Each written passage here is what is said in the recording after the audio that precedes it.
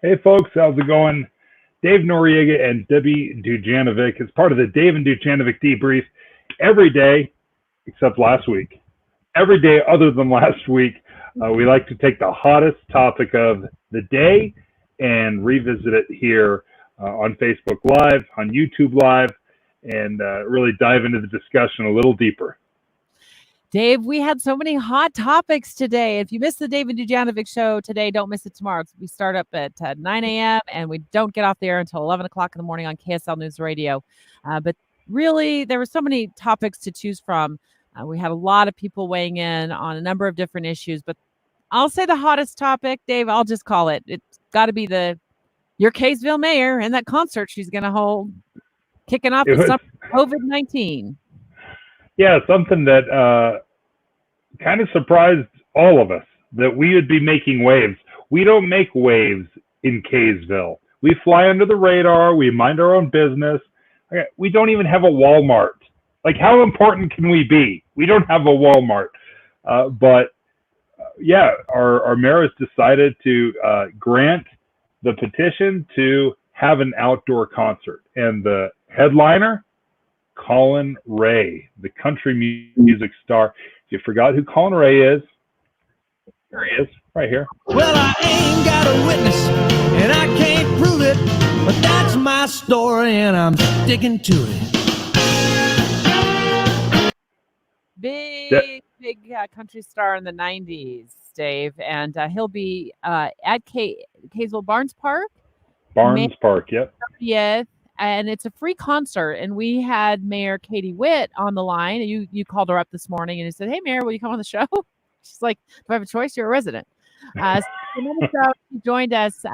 We want to ask those who are watching us here on Facebook Live, will you go to the concert May 30th in Kaysville? It's free. It sounds like anybody can show up, although we don't know exactly if they'll be requiring masks. But the mayor said, yeah, there'll be social distancing. But beyond that, we're not sure. But let's hear from Dave's mayor, Katie Witt, on why she wants to hold a concert on May 30th in Barnes Park in Kaysville.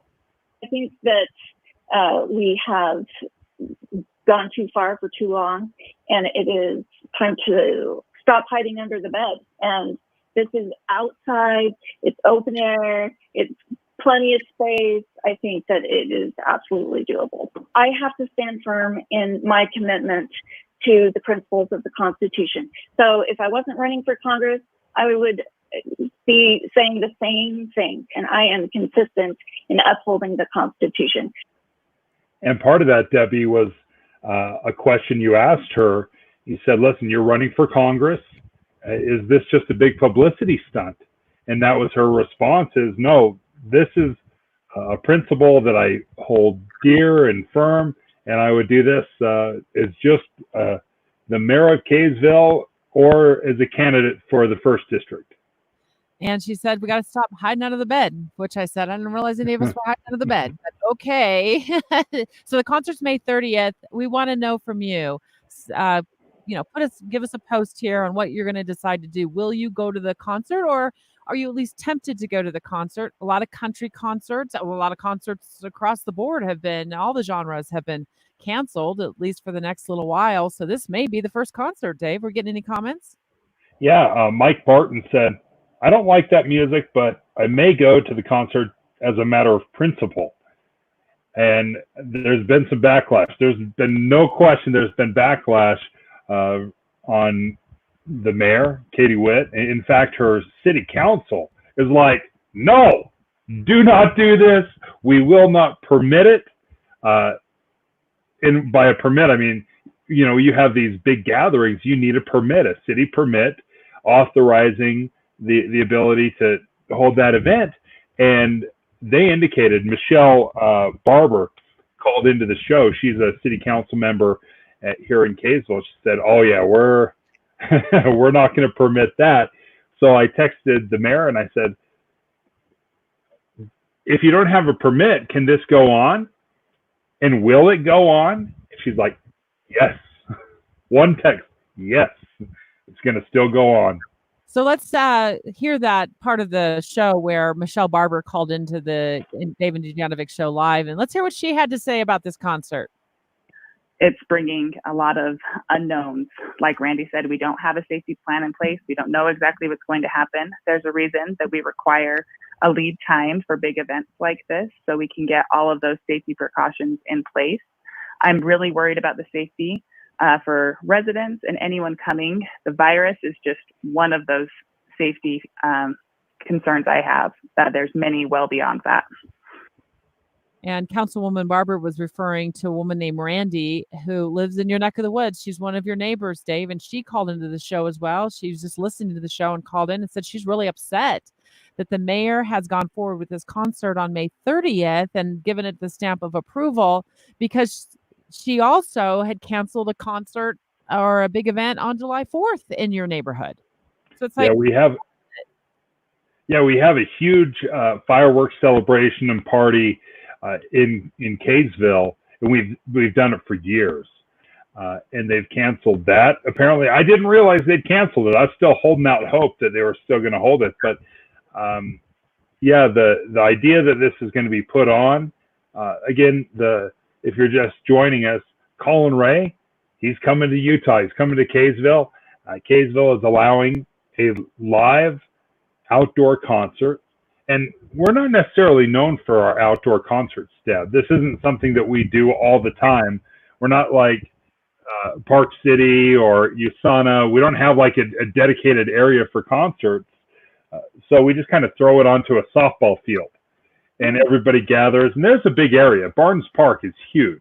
It could, hold tens of thousands of people. It's enormous. I want to debate this with you in a moment, Dave. Do you think this is a publicity stunt? Because the first thing that came to my mind when I saw the headline and this developing over the weekend was, well, she's running for Congress. Your mayor's running for Congress. What a great way to get a lot of free publicity, not only here on the home front, but also national publicity. Hold your thought for a moment, because we're getting lots and lots of comments here. It looks like on our, now they went away from me. Oh, there we go. Let's put up Jan Bird's comment. She says, I love his music, but I won't be going because I'm a high-risk group, and I've seen in the last week that people are not wearing masks or social distancing. Jan, me too. I was out this weekend. I know a lot of people have called me paranoid. Maybe your mayor, Dave, would say, tell me to stop living under the bed. But I actually went out. I went on a run on Saturday morning. Got a little bit of a late start. So when I got to the coffee shop down about a couple blocks from the mouth of Big Cottonwood Canyon, where I frequently run along the river, the coffee shop was very packed on the outside. I walked inside, and a lot of people inside were social distancing in line, and the employees were wearing masks. And I was huffing and puffing for my run uphill, and I was wearing a mask.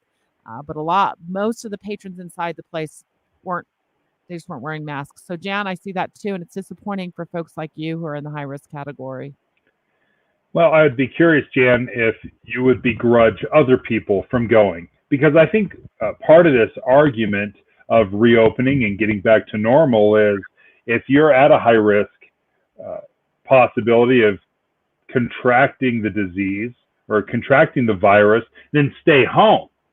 But does that mean I have to stay home as well? And I think that's one of the big, maybe points of contention, where it's like, listen, if you are at risk, then stay home. But why do I have to stay home when I'm at very, very low risk? So let's put up David Nelson's comment here. He says, I think he means it's funny. He said it's funny, but this time while businesses have been open, I found that you have a choice whether or not to go in. It's called freedom. Same concept holds true with the concert. If you want to go, that's your choice. And last time I checked, the government was tasked to ensure freedom is not taken away.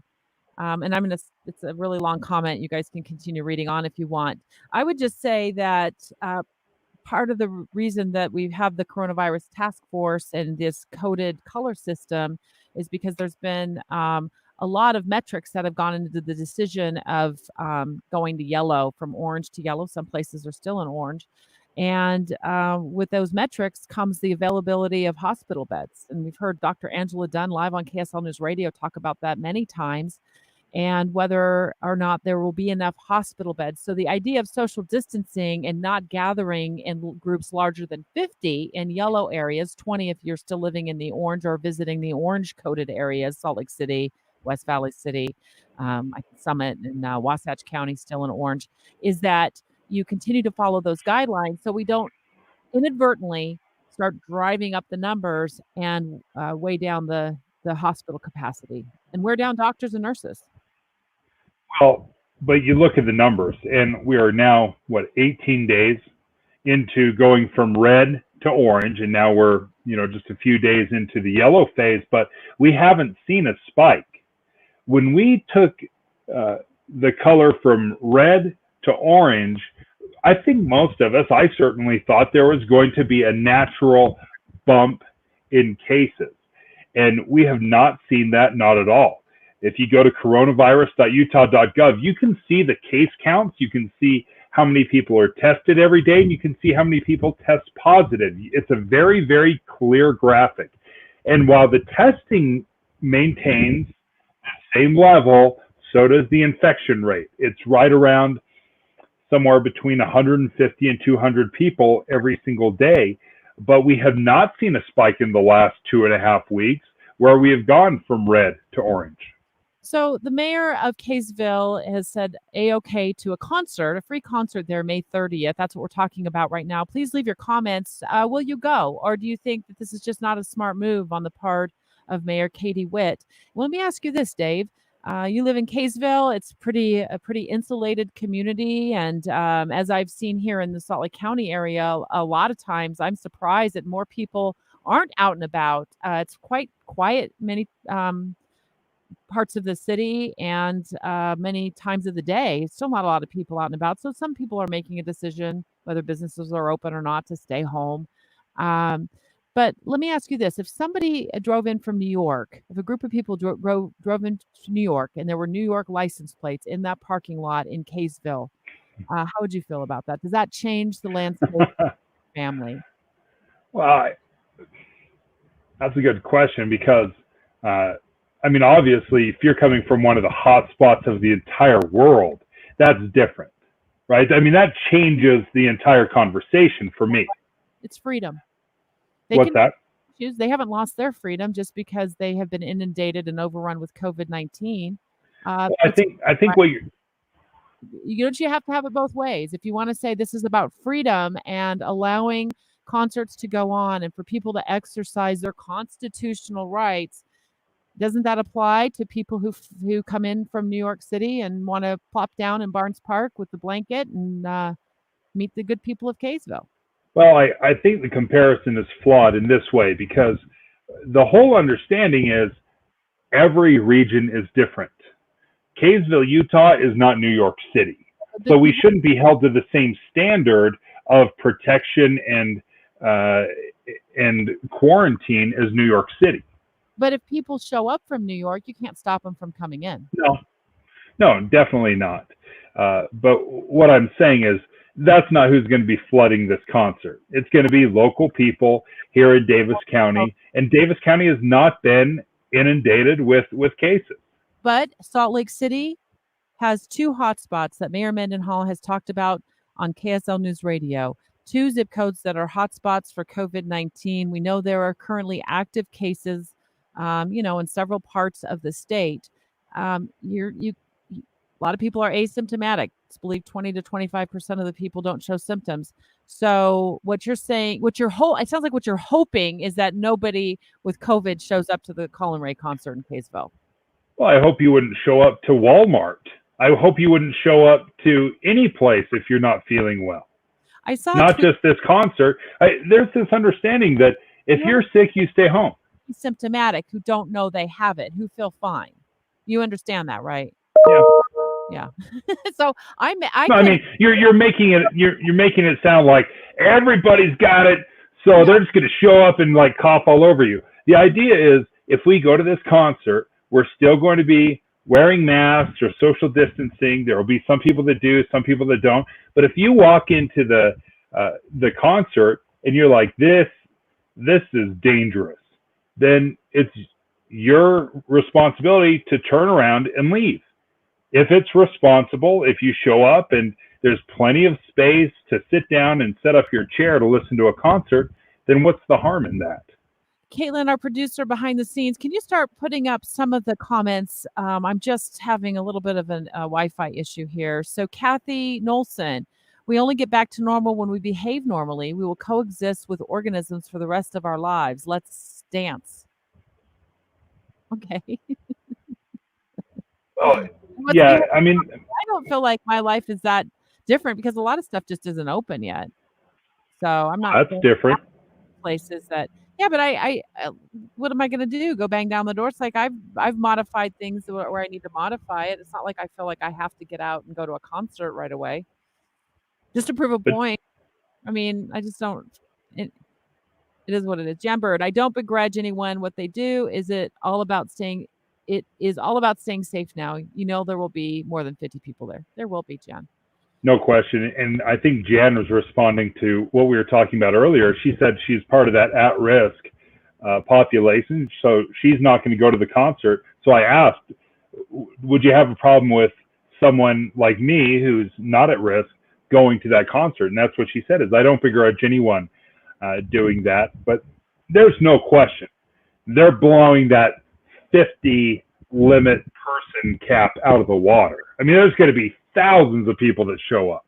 So would we begrudge if there were some sort of a gathering that was socially distanced with masks, with appropriate measures taken for people like Jan, who you said will just stay home? But that's really not, I don't think that's a very, I will say, loving option for all people of Utah, especially because I feel like we're a very giving community. And I feel like this has really brought out some of the nasty in people in terms of the things that they're saying about people in high risk. Well, then just stay home. Well, how long are they supposed to just stay home and not go to a concert? Or how long are they supposed to just stay home because everybody else wants to walk around without masks? See, I feel very firmly about protecting the elderly, protecting people like Jan. I want people like Jan to be able to get out of their home at some point, if the doctor says it's okay, and go someplace. So what if we just held a concert in Kaysville where everybody was properly socially distanced, and all you who don't want to wear masks, who just stay away? Would that be okay? Or are these folks going to storm into the concert, Dave, and say, well, it's our freedom to be here no matter what? Are we going to protect these people? Well, what you're saying is the only people that matter are the elderly, and that's not the case. Let's have another concert for them. Let's have another concert, a separate concert for everybody. Great. Have one. Right? Like people could do that. People could organize it and say, listen, we're going to allow 50 people or 49 people into this concert. You have to hit the at-risk demographic. People could totally do that. And that would be appropriate, or that would be fine. Awesome. Right? What's that? Wouldn't that be awesome for folks who are homebound right now? Yeah, that'd be super. I doubt they'd go out, right? Because they're at risk. They're not feeling comfortable. If someone wants to organize that, they have all the freedom in the world to do it. What I'm saying is there are other people that are at risk. And I'm not just talking about health. I'm talking about the small businesses in my small community that I know are being devastated. They cannot financially survive with everybody staying home and staying safe. So sure, we might be worried about the physical health of our elderly, but I'm equally concerned about the financial health of those mid-40 somethings that cannot put food on the table, that cannot survive because we are so hyper-focused and concerned about only one aspect and one demographic. Oh, no, because I think my suggestion actually brings more people out and holds a second concert. So It's now 49 people. The businesses are more, and have more opportunity to sell. Well, so you're saying those 49 people they won't bring enough business, right? If you bring thousands and thousands of people to Barnes Park and you have food trucks and you have people that are there, you're going to bring 1,000 times more money, dollars to the community than the 49 that show up at your concert. All right, let's go on to another question. Emotions versus economics. That never ends up with any sort of solution. So let's just talk with Amy now. Amy Castle? Is that how you say it? Amy Milden Castell? Nope, it's too soon. We can't have graduations, 4th of July, etc. This makes no sense. And it is a double standard, right? Your kids can't graduate. You can't, they can graduate, but they just can't walk or they can't have any sort of events. Everything's been canceled, including school, but we can have a concert. It's a good point. Well, and I think a lot of people would feel just as strongly that we should have graduations. We should have 4th of July celebrations. Just because, the graduations are canceled does not necessarily make it's right to cancel the 4th of July celebration. Let's move on to another question or comment from Sterling Steed. Should we cancel concerts, events for next summer as well? We can never be 100% certain that people won't get sick. When do we decide that it's okay to gather again? And that's a great point. I'm not making this decision. The coronavirus task force and the governor said we're in yellow. So that's the decision's been made by public officials within the state of Utah. We're in yellow. So I don't know. I guess when they make the next decision to move to green. So I think a lot of people are wondering, okay, show me why we're not at green right now. And I think that's a question for people a lot smarter than you and I, Dave. Well, I think we are certainly entitled to an opinion and to ask the questions, because I'm looking at the same numbers they are, right? Do they have some secret numbers that we don't see? We know how many people have been hospitalized, how many people have been tested, how many people have tested positive, how many people have died. We have all these same numbers. And when we're looking at these numbers and we're not seeing a spike, we're not seeing an increase, we're just seeing this even, flattened curve. Well, what does that mean? I think it's fair for us to ask, okay, at what point does green come in and we can start opening businesses completely? Catherine Pitt Warren says, I feel bad for small businesses, but has anybody asked them if they want to take a chance and open up, putting themselves and employees at risk? Yeah, in fact, I was listening to a very insightful interview on Nightside Project just not too long ago. It was right after restaurants got the okay to start opening, and Alex and Ethan interviewed a restaurant owner in the downtown Salt Lake City area, and he said it's just not worth it for him right now to reopen. And I've noticed a lot of businesses are still closed. In fact, I went down the street here, Dave, to a restaurant my daughter and I frequent all the time, and we went to get something for her to eat last night for dinner, and we pulled up. They have the drive-through set up, and it's a sit-down restaurant. And I said, when are you going to reopen? And they haven't quite figured it out yet, but they said that they're definitely hemorrhaging money doing it this way. But they want to make sure that their customers are safe before they throw open the doors. And they weren't quite ready to open up yet. No one's demanding that they open. I mean, no one's demanding if you feel uncomfortable, if you don't want to open, no one's saying you have to open. That's their call. But the same thing should be allowed for other companies that do want to open. So what's closed then? What's still been mandated to stay closed? Because I thought most things are allowed to open. Well, there's a huge difference between opening and saying you can open at half capacity or you can open at a third capacity. When I went to, I've been to Red Robin, I've been to my favorite barbecue joint, I've been to several places, and I can tell you when I sit down and there are 5 or 6 tables surrounding me that have "do not sit here," table closed signs, well, sure, you can be open technically, but until restaurants can pack their doors, they can't survive. So are there people waiting to get into the seats that are open, or are all the places that are allowed, they're allowed to seat people out, are they filled? What's your experience at restaurants? I haven't had to wait. Yeah. Yeah, no, I mean, I've been to one, and it was about a 10-minute wait. I don't quite know why, because it didn't look like there was many people in the restaurant at all. Maybe they just didn't have enough servers. I didn't ask why. It could be that maybe they haven't been able to bring all their employees back. And the other one I went to the other day was the line was long. It was socially distanced. Nobody was wearing masks, but it was a more confined space. I had my mask on and I socially distanced, but I don't think I'll go back there. I think I'll wait. I can go to another coffee shop on the other way that I run. And so that's what I think I'll do. I'll go to another coffee shop because it's just too confined. Just didn't feel safe actually when I was in there. Too many people and most people, probably 70% of the people not wearing masks. Let's bring up that comment that we just lost a moment ago that went off the screen from Debbie Davis. Oh, she even spells her name the right way. Way to go, Debbie. I think that the governor is under a ton of pressure to value the economy over people's health. Heard that before. I don't know the inside scoop on that. I think what happens is we think there's a binary decision here that if you open up the economy that you hate people, you don't care about their lives. Yeah. I think there is a lot of gray area. There's a lot of in between here. Listen, I am very much excited about the opening of the economy. I still wear masks. I still stay 6 feet apart.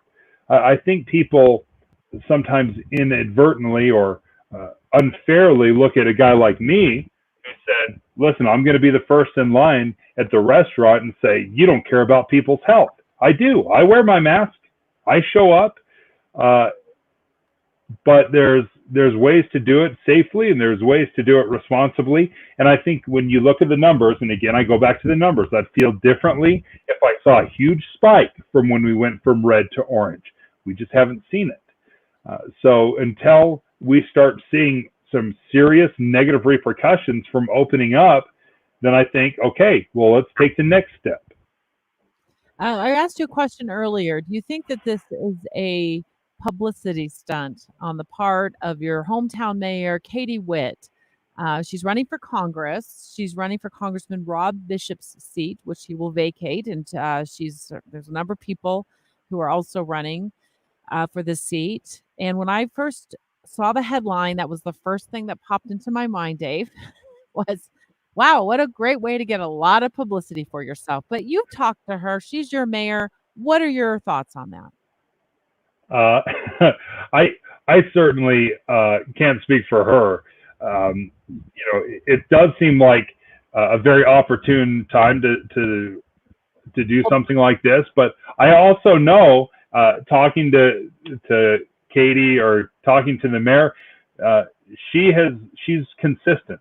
She is very much about freedom, as she states it. You making your decision, you doing what you think is best. Kind of a constitutionalist as she interprets it. So the problem is when it comes to publicity stunts, if you are a mayor, if you are a public figure, you're naturally going to be a lightning rod. So yeah, is she getting more attention than anybody like I would? Of course she would. She's a public figure. Yeah, but a lightning rod in Kaysville, Utah. Come on. I mean, here's your mayor who was it last year or 2 years ago, was in the news and in the grease with residents for walking around and picking up chairs that were put, to the side of off the side of the parade route for your, what was it, the Pioneer Day parade up there in Kaysville, and she sequestered all the camp chairs that had been lined up and she threw them in a pavilion at a park, and she made headlines for that. So it's like she didn't want anybody saving spaces, but she'll put people in a park for a concert. Yeah, which laws are you going to enforce? Is that what you're saying? Start and where does it end? Don't you have the freedom to put a camp chair on a sidewalk? Yeah, we've covered both those stories. And she said, listen, why have the rules if you're not going to enforce them? Exactly. Right? And yeah, are these rules? Is this governor directive? Is this a mandate? Is this backed by law, or is this a directive? Is this a suggestion? And I think that's probably where she would draw that line. We forgot to ask her one very important question. Is she going to go to the concert? Is she going to the concert? Guaranteed she is going to the concert. You think she's going to introduce Collin Raye, and yeah, well, no question. We've been hashing this out for 30 minutes. I suppose we better let our viewers here on Facebook go get a bite to eat, get some lunch, and plan their schedule tomorrow morning around the Dave and Dujanovic show, which starts at 9 a.m. I'm excited. We had a great show today, Dave. Yeah, thank you so much for your participation, folks. We love it. We'll see you tomorrow.